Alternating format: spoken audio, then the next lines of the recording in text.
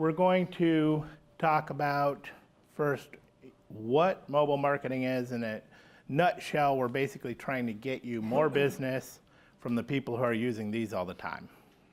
91% of people, this is a recent survey, that was one of the hardest things in finding statistics for this, is the surveys are so dispersed, and your stats from 2011 are so different.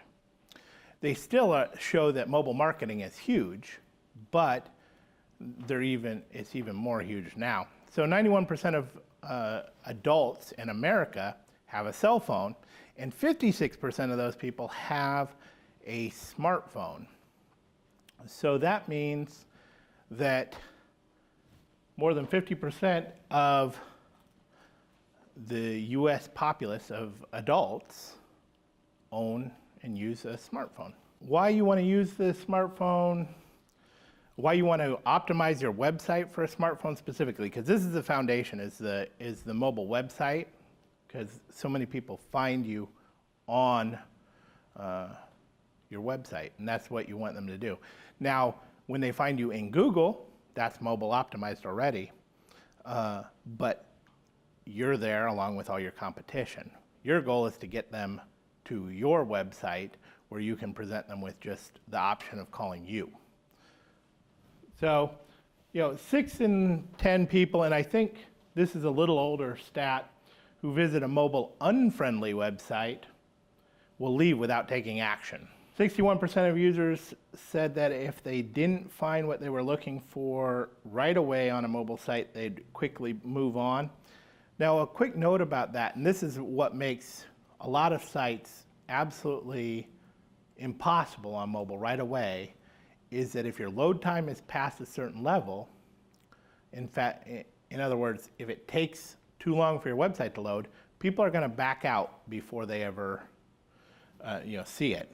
79% of people who don't like what they find on your site will go back and search for another site. That's the other thing. When they back out, then they're going to your competition. This comes to your reputation and your customer service. That's another side of it. People think about it as far as business and the ROI, and that's obviously, when we're thinking about it in broad strokes, then we're looking for a return on investment. Part of that return on investment, though, comes from having a good relationship with your customer. So when customers come to a mobile unfriendly site, they're frustrated, obviously. And how many, do we all have smartphones? Does anybody not have a smartphone here? Okay. So you know what it's like when you open up your smartphone and you go to a website, and the first thing you have to do after it loads is double tap, scroll around, and you're looking for 1 or 2 pieces of information. And that's frustrating, and so that's a customer service issue. Just the same as if, let's say 10 or 20% of the phone calls that came in, your phone was staticky for. Maybe everybody who called you from a Verizon phone. Then every time you got a call from a Verizon phone, then your call quality was horrible. That would be a customer service issue. And it's the same thing with this. 10, 20, depending on your industry, 30 or 40% of your people are coming in through a smartphone, and if you're not offering a good experience for them, then that becomes a customer service issue. 48% of users said that they feel frustrated and annoyed when they get to a site that is not mobile friendly. This is an important statistic because it indicates that people are starting to realize, and this has been the gap. This is why we still have 70% of websites aren't mobile optimized, is because there's a gap between what the customers know they can get and what the customers want. So it's not that the customers don't want a mobile-friendly website. A mobile-friendly website is way better. What they just don't know that you're not giving it to them until they see it somewhere else. And 36% of them said that they felt like their time was wasted because of it. And this gets to the ROI side of things. What we're trying to do is we're trying to convert people who are coming to our website into buyers, and that's true regardless. Your goal of your website is usually to get someone to call you or email you or come in if you have a physical location. So we're trying to make a sale in the long run, and the mobile-friendly website makes it easy for people to do that. And part of the reason for this is that mobile users are about 5 times more likely to be trying to take an action, and trying to take an action quickly. So they are not just doing research necessarily as a rule. They're much more likely to be, I need someone to repair my computer right now. And here's another interesting thing. People think that in some industries it doesn't apply, and we have some good industries represented here for that. How many people use their phone when they're waiting? That's one of the key elements of having a good mobile-friendly website, is people use their phone more and more on the web for research. And so they're waiting in the dentist's office, they're like, my computer's been running slow for a month and a half. I need to get a hold of someone. Or, I forgot to order business cards. It's time to order business cards. I wonder who's local. My last guy messed it up last time. So going mobile, I want to talk about 3 different things today. We're going to talk about mobile websites. Like I said before, that's the key. We're going to talk about a little bit about SMS marketing, text message marketing, and we're going to talk about QR codes, the easiest of. Mobile website, this is Giovanni's right down the street. Built them a mobile site. Their mobile site I like better than their regular site. I built both of them, but that's because I built their other one a long time ago. The mobile optimized website is the key, and the key elements of a mobile optimized website is fast loading. If they don't come to your site, or they don't stay long enough for your site to load, it doesn't make any difference how nice it is. Just doesn't matter.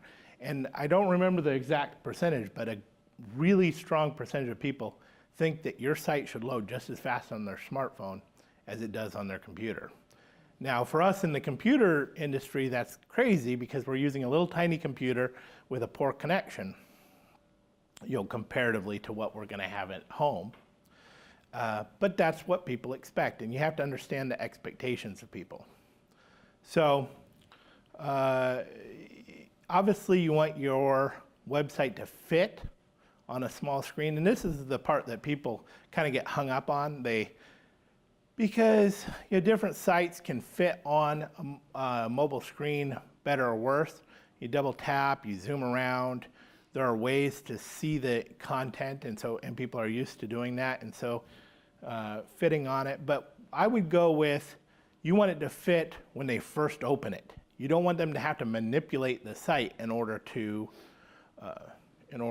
make it fit. Thumb friendly. I love the phrase thumb friendly. I saw that in Google first when Google was talking about, Google's big into mobile, and there's a lot of indications too that having a mobile friendly website will improve your overall search rankings, and that would make sense if you understand how Google works, because Google is all about getting the best end user experience. And if they are having if the end user is having a poor experience on your site, they're going to know about it, because guess what happens when they hit that back button? Most of the time they're going back to Google. So they know every time someone backs out of your site. They know they were there 5 seconds ago and now they're back. That's an easy statistic for them to keep track of. It's called the bounce rate. But thumb friendly basically means that you can hit the navigation with the thumbs. And really specifically, I'll show you in a second, I'll show you one of my mobile friendly websites. It's about that home page. That first page, on a normal website, the first page is communicating something, explaining to people why they should do business with you. On a mobile site, the first page is a navigation page. A well-designed, mobile optimized site, that first page is a navigation page. In other words, our goal on that first page is to give people all of the information that they want within one click, within one tap with their thumb. So we want to make it easy for them to take action. One of the key actions, and this is just my observation on this, I would say that about half the people coming to your site from a smartphone are trying to call you. And I think that's just common sense. And so that tap to call button, which I'll show you in a second, the tap to call button, making it really easy for them to tap one button and dial the phone, is such an important element. And really they're looking for they're looking for three pieces of information usually. They want to find your phone number, they want to find your location, and they want to find your hours. All right? All of those are action-based requests. And probably 70 or 80% of your people coming in are looking for those three things. Now, if you don't have a location, they might be looking for your service area, but more likely than not, they're going to tilt towards calling you more. So, we also usually include, making it easy for people to see what kind of services you offer and that kind of stuff. But it's really secondary. The key information that they're looking for is they want to call you, and we want them to do that. That's a buyer action. They want to find you or find where you're working out of. That's a buyer action. They want to, find out what your hours are so that they know whether they're going to get a hold of you. Buyer actions. So the last thing on here is contains the right info, and this is one of the more complicated side of things. On a regular website, if you have 6 paragraphs of content and an image, that's a nice looking web page. 4 to 6 paragraphs of content, maybe a bullet list, an image. On a mobile site, that's way too much information. That's several screens of scrolling through and reading.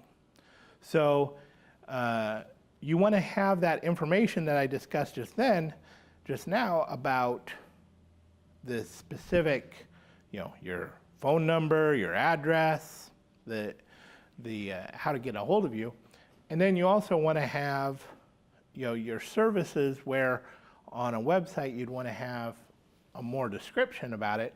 On a mobile site, you might have a real short just list of the services so that people can see what you're trying to do is trigger them so that they see it and then decide to take action, which is call you.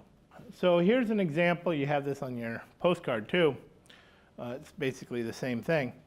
And most websites come up like the bad example. That's the standard website. And what it looks like, for those of you who understand photos, is that it looks like a thumbnail of your website.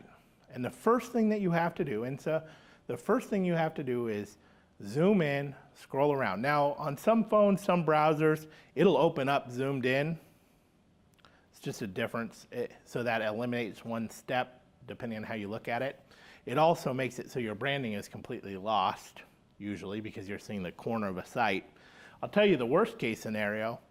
Well, the worst case scenario is Flash, because Flash is absolutely invisible on an iPhone and doesn't function real well on an Android either. But so Flash is a really bad decision. I just had a past client who just rebuilt their site half in Flash. And I'm like, who's building sites in Flash these days? I don't know. But because of that iPhone, because both the iPhone and the iPad don't see it.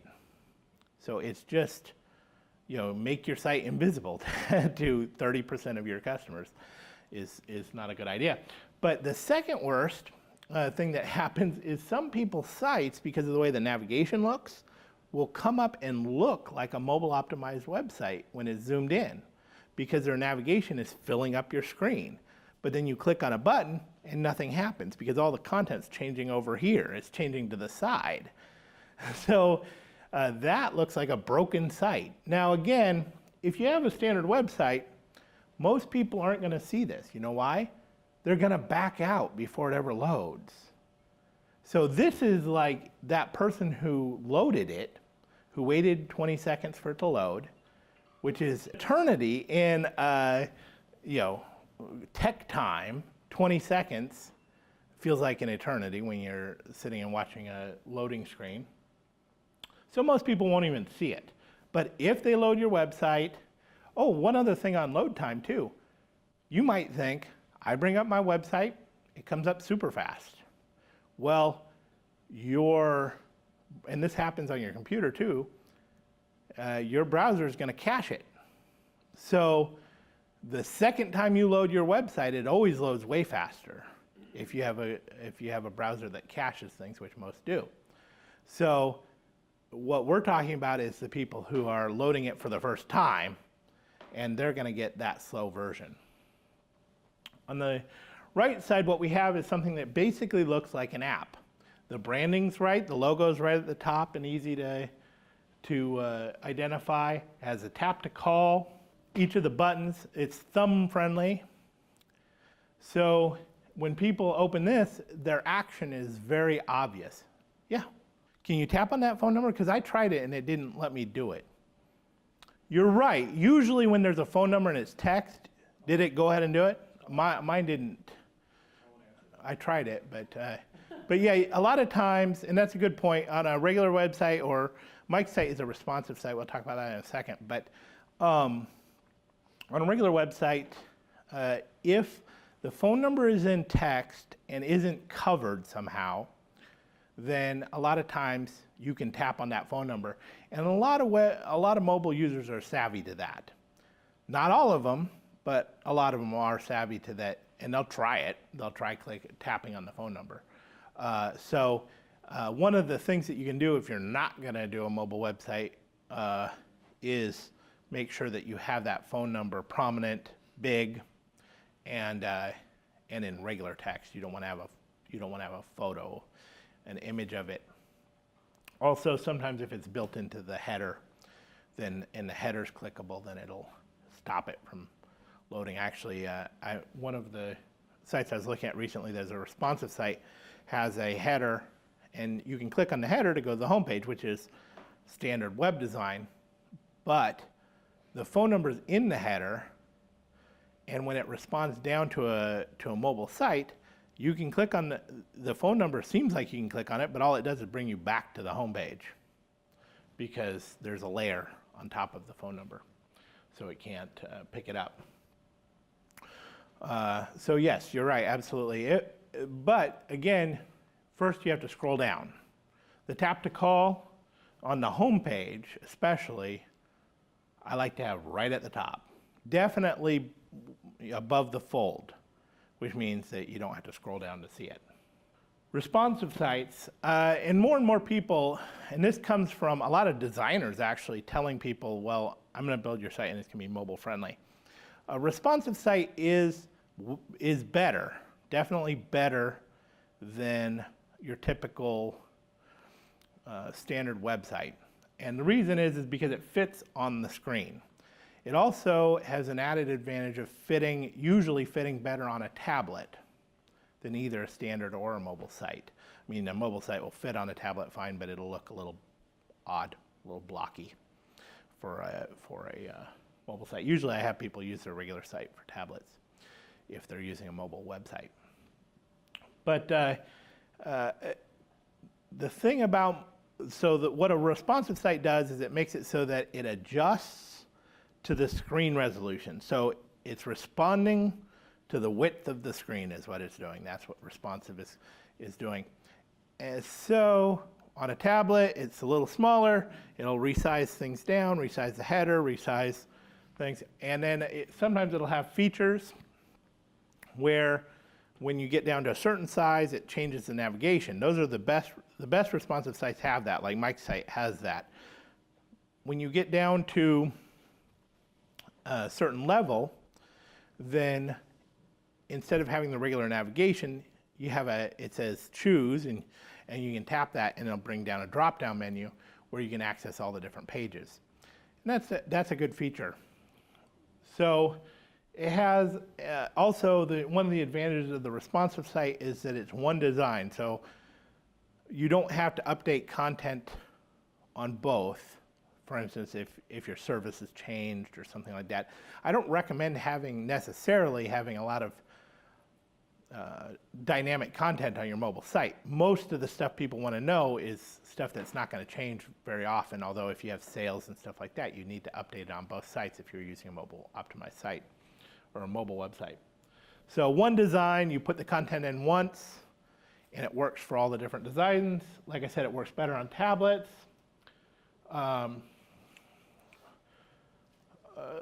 The same content actually goes over to cons as well, because like I explained before, 4 or 5 paragraphs of content, and this is real common on any responsive site I've been on, they have way too much content because it's built for a regular website. If they didn't have way too much content, it would look really sparse on a regular computer.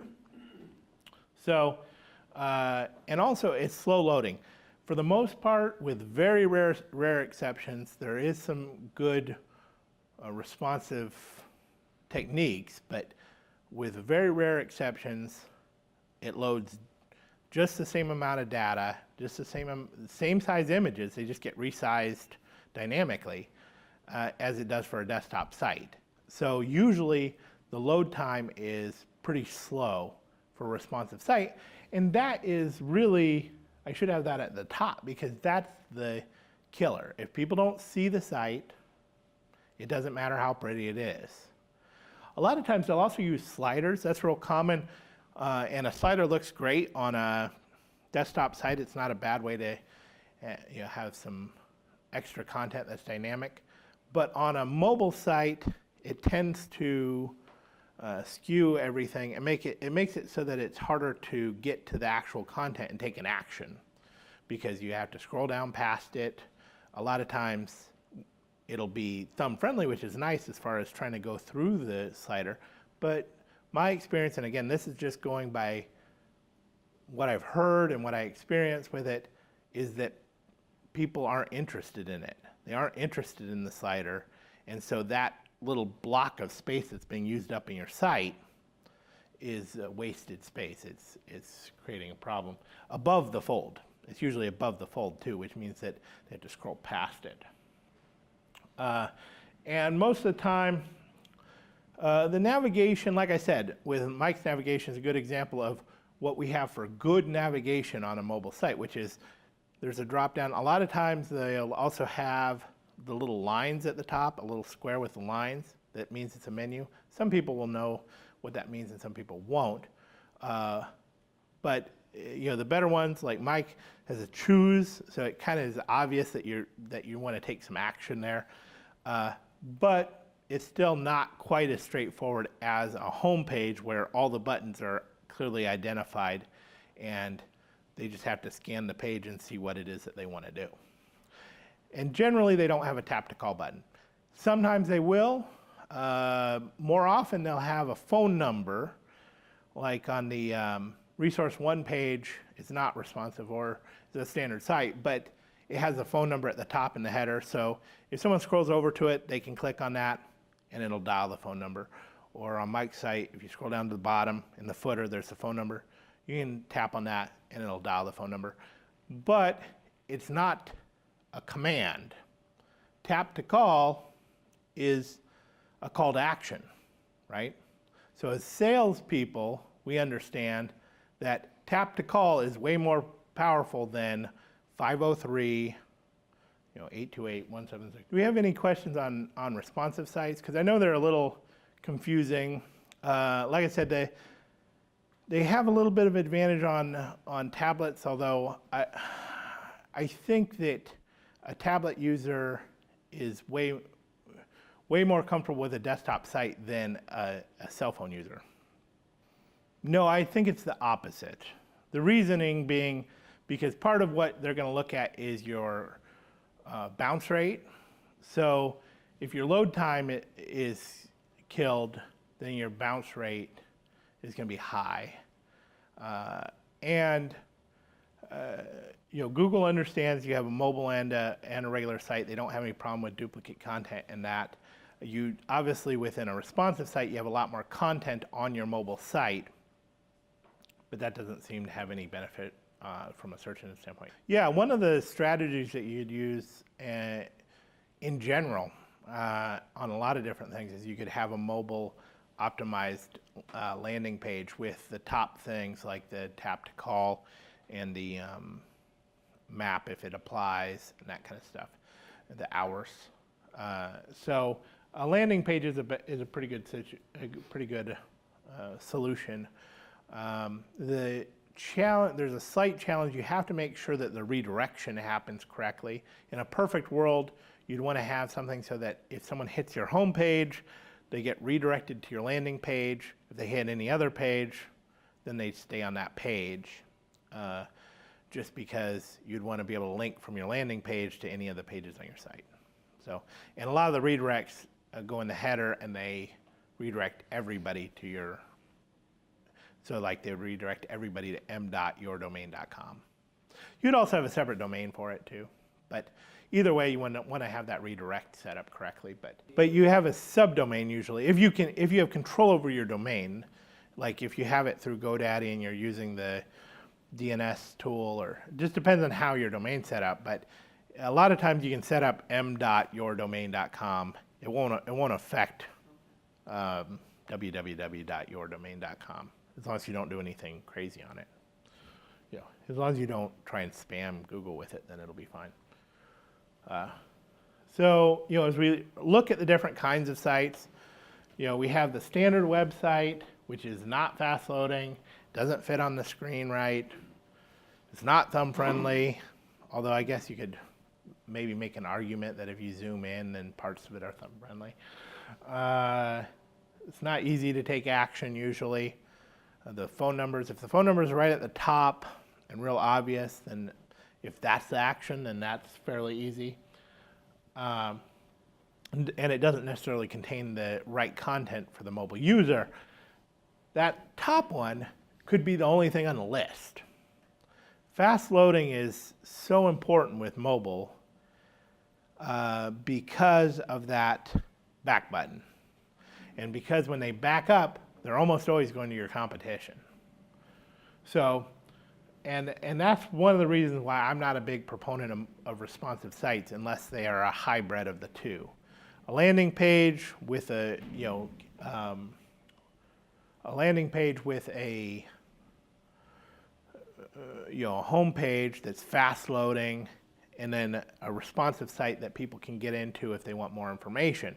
I should note on the mobile websites too, we always have a link that says a desktop site. So we're not taking away any functionality for people. We're just adding a layer to make it really easy for them in the beginning. Yeah. No, Google won't do it. No. Usually you put a script in your site that does it. If you can't touch the site at all, then you don't have that power. You could still send people to it directly, but if you don't. It's in the hosting or it's in the domain? It's part of the hosting. It's part of the. It's a script, a little piece of code that you put into the page itself, into the HTML or PHP or whatever. So the responsive site, it's interesting. The responsive site fits on the screens well. It's really its primary focus. Sometimes it's thumb friendly, sometimes it's not. Sometimes it's easy to take navigation, sometimes it's not. And usually it contains all the same information as the homepage. So usually the content on it is too much for a mobile user and isn't geared towards the. It's also about prioritization. You want to have the information that they're most likely to want, early. Any more questions about? We have the responsive sites, and like I said, I'm not a huge proponent of them. They're definitely better than not having a mobile-friendly website. And depending on how they're designed, they don't necessarily have to be super slow to load. However, they usually are. That's just part of the nature. And they don't. One of the other things that happens in responsive sites is if the header's too big, when you click on the navigation buttons, all of the changes happen underneath the fold. So to a layperson, I was showing this to a prospect of mine, and on his site, you click on services, and it would sit there and gyrate and load, and it seemingly nothing happened. I said, what happened? Where's the services page? And he goes, well, you have to scroll down. It's like, you know that. But a lot of people don't. So we don't want to underestimate, or we don't want to overestimate what people assume or know when they're coming to our sites. That's true, regardless of whether you're talking about mobile or not. Yes? Well, there's two sides of it. You're absolutely right. The stats for business are certainly shifting, though. I had an accountant recently sign up, Dan Axel. We just set up a mobile site for him. And he said he's getting an inordinate amount of people searching on using an iPhone, and he's an accountant. It's certainly more important, but here's the thing about it. It's certainly more important for business to consumer, and it really goes by industry. Restaurants, it's huge, and then an electrician, maybe not as huge, but it's still 20%. So 20% of their visitors coming in through smartphones, and that's an old number, and it just goes up. So you're certainly right as far as business consumers more, although it should be noted that when I asked the chamber how many people have smartphones, everybody raised their hand. The penetration among business owners and people who will make more than $50,000 a year is way higher than the penetration overall of U.S. adults. Income is one of the key elements. It was interesting, that's happening in the older sector too. People go, well, my clientele's older, so I don't need it. And what one of the stats that was interesting is when you get into people who are older but have money, then they have a much higher penetration of smartphones. So, not to get too crazy about that, but you have to look at who your ideal customers are too, and whether they have it. But then the other side of it too is that it's not a matter of is it more important, less important. It's that this is a super cost-effective thing that you can do, which will certainly have an ROI. So let's say, and this would be a crazy number, but let's say only 5% of your people come in through a smartphone. How many extra customers do you need over a year to get a positive ROI on an investment that's usually under $500? You're getting, again, we'll use crazy low numbers. You're getting 100 visitors a month, to your website. You have a low volume website. If you're getting value from your website already, then a mobile site will increase your value. But say you're only getting 100 visitors a month to your website. 100 a day would be more fun. 100 a month to your website, and over 12 months, that's 1,200 people. And if only 5% of them were on smartphones, that's 60 people that you potentially lost. So what your conversion is better than I do. But those 60 people are also statistically 5 times more likely to be looking to take action. So that's another thing to look at. If they might be, let's say they're just twice as valuable, still, the conversion on those people is going to be way higher. I just had a window shade person, Steve with Shades of the Future, just emailed me yesterday, and he said someone looked them up, and he knew that they were on a smartphone because they called while they were en route, and it made it easier. So any other questions on mobile websites? Mobile websites, the key element, like the foundation of everything else, mobile websites are the most important aspect. The rest of it is interesting and potentially useful, but your mobile website is the foundation, just like your regular website is, yes. Right. Tap to call is a given, and also contact us is going to be more important, and email, tap to email basically, is going to be really important. Your About Us becomes more important, your services become more important, and a lot of times you'll have targeted services in your menu, in your homepage. So if one of your focuses is on, server setup, it behooves you to have that as one of your thumb-friendly buttons. The key real estate is above that fold, but you can go down from that as far as navigation goes as well. I mean, you don't do a ton of forms usually on mobile, but certainly that is something that I can do. Any other questions?